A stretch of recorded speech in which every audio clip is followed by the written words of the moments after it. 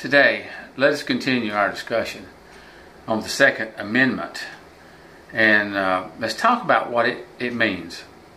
Now, we do not want to let the GLDs in Washington to define it for us. Now, that stands for the Godless Liberal Democrats in Washington. We don't want the GLDs in Washington to define the Second Amendment for us. We don't want them to define it as about hunting.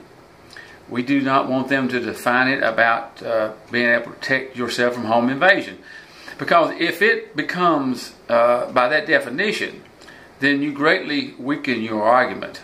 Because it may be decided that you don't need the best weapon of the day to defend your home, or you don't need the best weapon of the day for hunting.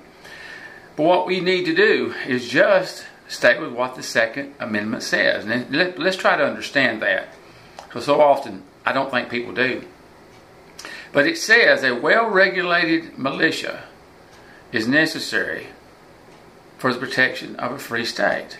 And because of that, then the people's rights shall not be infringed to bear arms. So you already have the right to bear arms.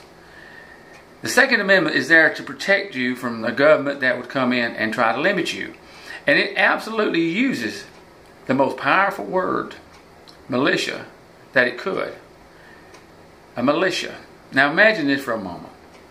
If it were to become necessary, if you were to get a call from the governor of the state you're in, that we need all the able-bodied people with weapons that are willing to join with the other groups in certain places in the county, then at that point you could take the best weapon you have, if you're willing and able, and you could join forces. You would become part of a well-regulated militia.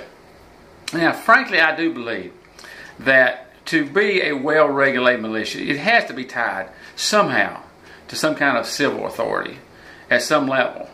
I mean, if everyone's out doing their own thing, I don't know what good they'll be.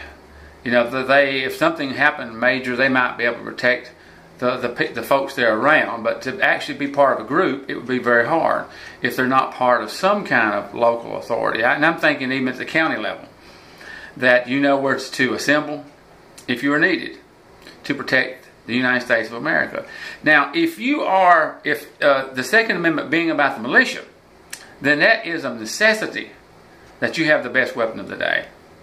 If it's the AR-15 now, that's what you need to have.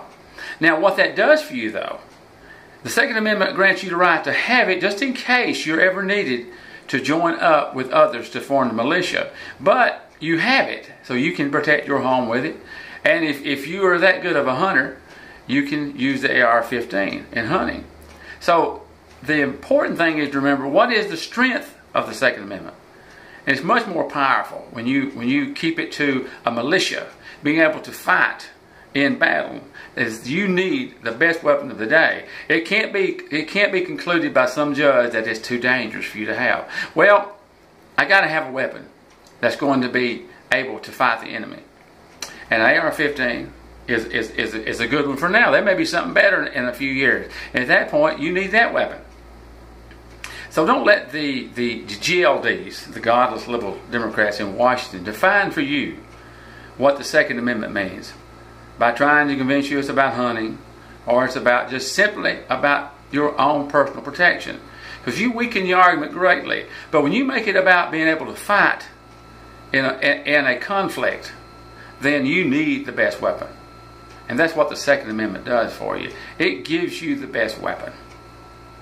Now, what do you think about that?